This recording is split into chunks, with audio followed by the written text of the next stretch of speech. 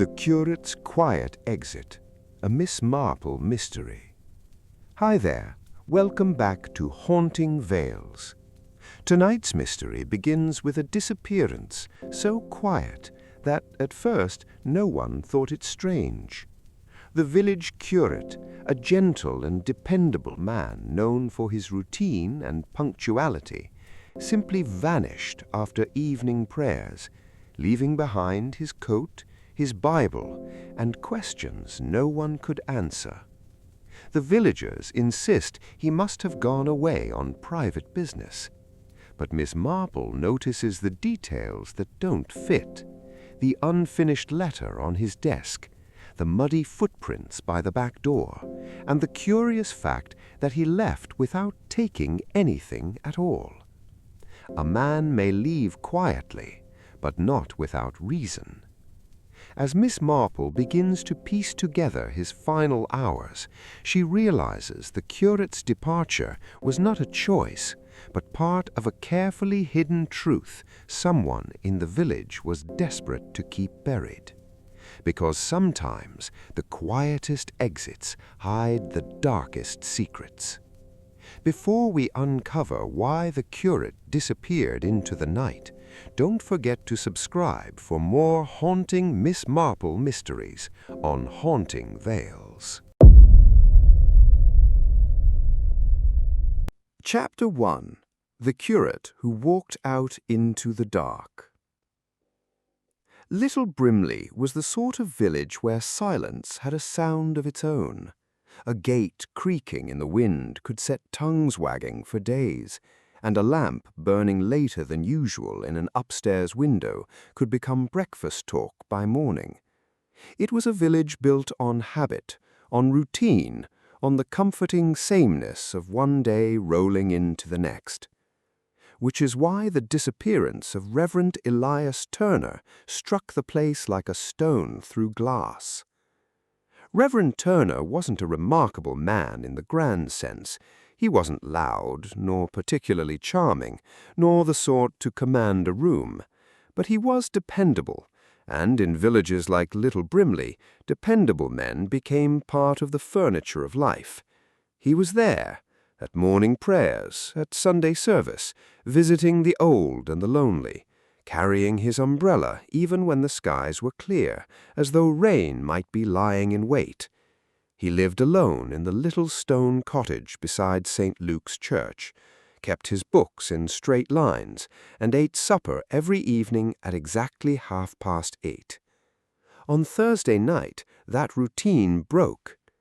The next morning, Mrs. Bell from the village shop knocked at his door with his weekly jar of marmalade and got no answer.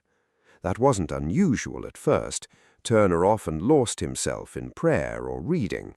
But after knocking 3 times and hearing nothing, she noticed the front door wasn't fully shut, just resting against the frame, open by an inch. That was enough to trouble her. Reverend Turner was careful with doors, careful with words, careful with everything. Inside, the cottage felt wrong at once. Not ransacked, not violent, just unfinished. His supper sat on the table, untouched, the stew cold and thick in the bowl. A chair had been pulled back as if he'd risen quickly. The fire had nearly burned out, and beside the fireplace his reading glasses rested neatly on the arm of his chair. But his coat was missing. His hat, though, was still hanging by the door. That was the thing people kept circling back to. A man might step out in his coat, but Reverend Turner never went anywhere without his hat. Rain or shine, day or night, that old brown hat went with him like part of his skin. By midday, the village was already chewing on the story. Some said he'd gone away in shame. There had been rumors these past months, missing church funds, strange meetings after dark, quiet visits from strangers no one recognized. Nothing solid, of course, just the usual village poison. But people liked their stories neat, and running away was neat. Miss Marple didn't think so.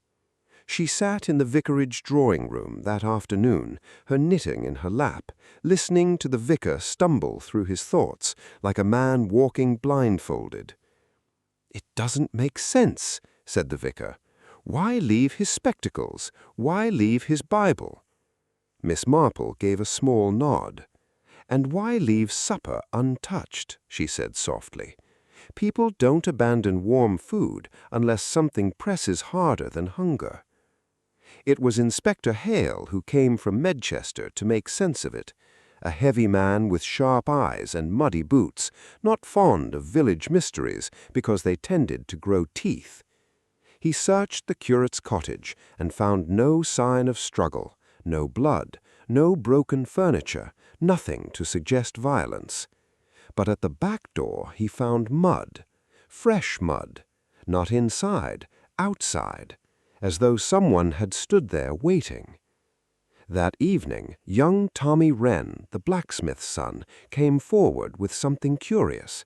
He'd been cycling home late the night before and seen Reverend Turner walking toward St. Luke's churchyard, coat buttoned to the neck, moving quickly. Beside him was another man, taller, broader, walking with a limp. Tommy couldn't see the face clearly. It was dark, and fog had begun to settle low over the ground. But in Little Brimley there was only one man with that kind of limp. Colonel Edmund Ashby. The colonel was a hard man, straight-backed despite age, carrying the war in his bones and in his eyes. Widowed for 10 years, respected by everyone, feared by some. He lived alone in Ashby Hall at the edge of the village, a house too large for one man and far too silent. When Inspector Hale questioned him, the colonel admitted he'd seen Turner. "Yes," he said plainly, "we spoke." About what? Private matters. That was all he'd say. But Mrs. Finch, who lived near the churchyard, told a different piece of it. She'd heard raised voices that same night, angry voices, one pleading, one cooled. She couldn't make out the words, only the tone. And tone, Miss Marple often said, told you more than words ever could. That night, sitting by her window, with rain tapping softly at the glass, Miss Marple turned the whole thing over in her mind. A careful man, an unfinished meal, a missing coat, a churchyard meeting in the dark. No hat, no note, no body. It looked like a man who'd walked out into the night, but it felt like a man who'd never meant to leave at all. And somewhere, Miss Marple was certain, somebody in Little Brimley knew exactly why. Chapter 2. Footsteps Among the Grave. By the next morning, Little Brimley felt wrong in a way that was hard to explain. The village was still moving, carts rolling over wet stones, kettles boiling, shop doors opening, but underneath it all there was tension, sharp and thin as wire.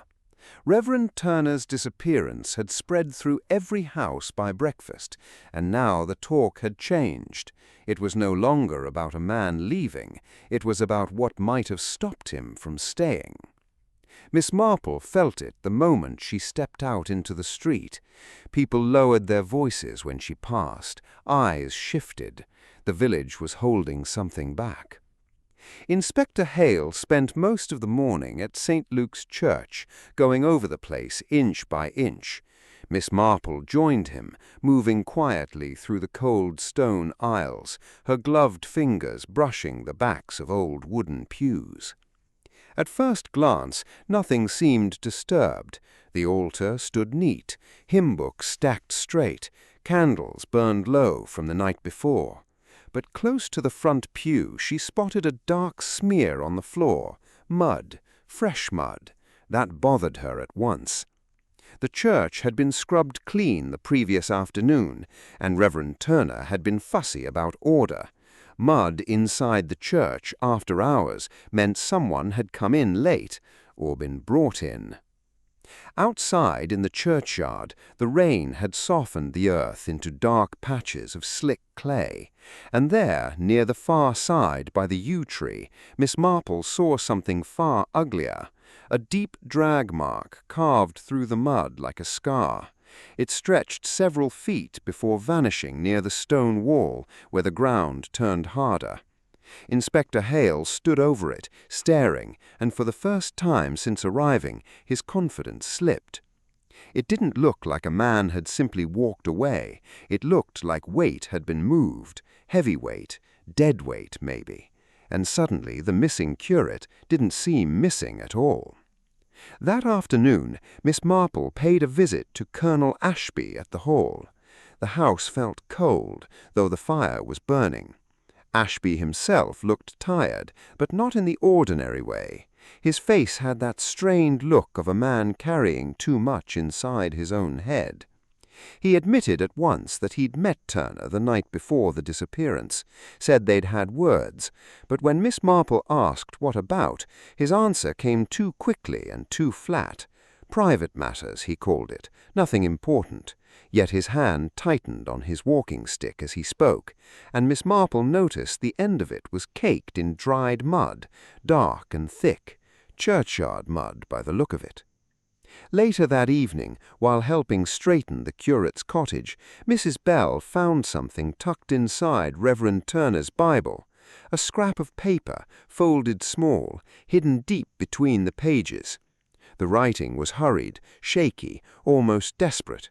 Only 4 words, "He knows about Eleanor." That was all. Miss Marple stared at it for a long while. Eleanor Ashby, the colonel's wife, dead these 10 years after a fall down the staircase. Everyone in the village remembered it. Sad business, quick funeral, no questions. But now, with Turner gone and that note in her hand, the old story didn't feel settled anymore. It felt cracked open. And there was something else, something that dug at her mind. The note didn't say, "I know," it said, "he knows." That meant the writer wasn't Turner. Someone else had discovered the truth first, someone who knew what happened to Eleanor Ashby, someone who knew that Reverend Turner had found out too, which meant there were now 2 mysteries in Little Brimley, what happened 10 years ago and what happened on that dark night in the churchyard. Miss Marple sat by the fire, the note in her lap, and felt that familiar chill creep up her spine, because when old secrets started moving again, somebody usually ended up dead, and she had a feeling this story wasn't finished yet. Chapter 3. The curate's quiet exit was never his.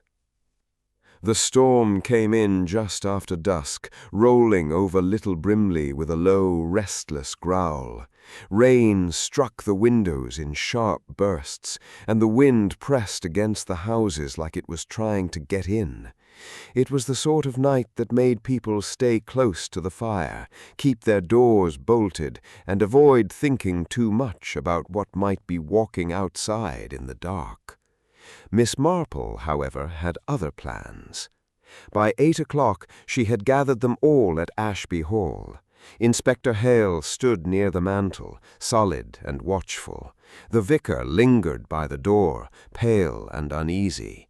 Mrs. Bell sat stiffly in her chair, clutching her hands together, and Colonel Ashby stood by the fire, his face set hard, though something behind his eyes had begun to fray. Miss Marple didn't waste time. She spoke plainly, her voice quiet but steady, cutting through the sound of the storm. "Reverend Turner didn't leave this village," she said. "He couldn't, because he died the night he walked into the churchyard." The words settled heavy in the room. Inspector Hale shifted slightly, but said nothing. Miss Marple went on. "He discovered something in the parish records, something buried for 10 years, the truth about Eleanor Ashby." She paused, just long enough for the name to land. "Her death wasn't an accident." Ashby didn't move, not at first, but his grip tightened on his cane. "You're making a serious accusation," he said, low and dangerous. Miss Marple gave a small nod. "Yes, I am." Reverend Turner found evidence that Eleanor Ashby was pushed, not fallen, and he confronted you with it, in the churchyard, late at night when no one would hear. The rain lashed harder against the glass. "He thought you'd confess, or perhaps he meant to go to the police. Either way, you couldn't allow that, not after 10 years of silence. So you met him there, and things got out of hand." Ashby's jaw tightened. "There was a struggle," Miss Marple said softly. "You struck him, perhaps with your cane, perhaps only meant to stop him. But it was enough. He fell, and when you realized he was dead, you panicked." No one spoke. Even the storm seemed to pause. "You dragged him across the churchyard to the far edge where the ground was soft. That's the mark we found. You buried him quickly in the dark, hoping the earth would keep your secret just a little longer." Inspector Hale stepped forward then, his voice firm. "We'll be digging that spot first thing in the morning." Ashby let out a slow breath, and then at last he broke. Not loudly, not dramatically, just a quiet collapse as though something inside him had finally given way after years of strain. "I didn't mean to kill him. He wouldn't stop, kept talking, about Eleanor, about what I'd done." His voice faltered. "It was an accident," he said, again, weaker now, like the words no longer believed themselves. Miss Marple watched him with a steady gaze. "Was it an accident when Eleanor fell as well?" she asked gently. Ashby said nothing. That was answer enough. By morning the police had taken him away, and the churchyard gave up its secret. Reverend Turner was found beneath the wet earth, exactly where Miss Marple had said he would be. His quiet exit was never his choice. It had been forced upon him, in fear, in darkness, and in the desperate hope that the past would stay buried. But as the village slowly returned to its routines, Miss Marple remained unsettled. She sat by her window that evening, the storm long gone, the air still and heavy. The note lay in her lap once more. "He knows about Eleanor." 4 simple words, and one troubling truth. Reverend Turner hadn't written them, which meant someone else had known. Someone had discovered what happened 10 years ago. Someone who had been afraid enough to hide that knowledge and quiet enough to let another man die for it. Miss Marple's eyes drifted toward the darkening street, because in villages like Little Brimley, guilt didn't always end with one arrest. Sometimes it lingered. So if you think this story is over, think again. Leave your thoughts below, and don't forget to subscribe, because the next mystery might already be closer than it seems.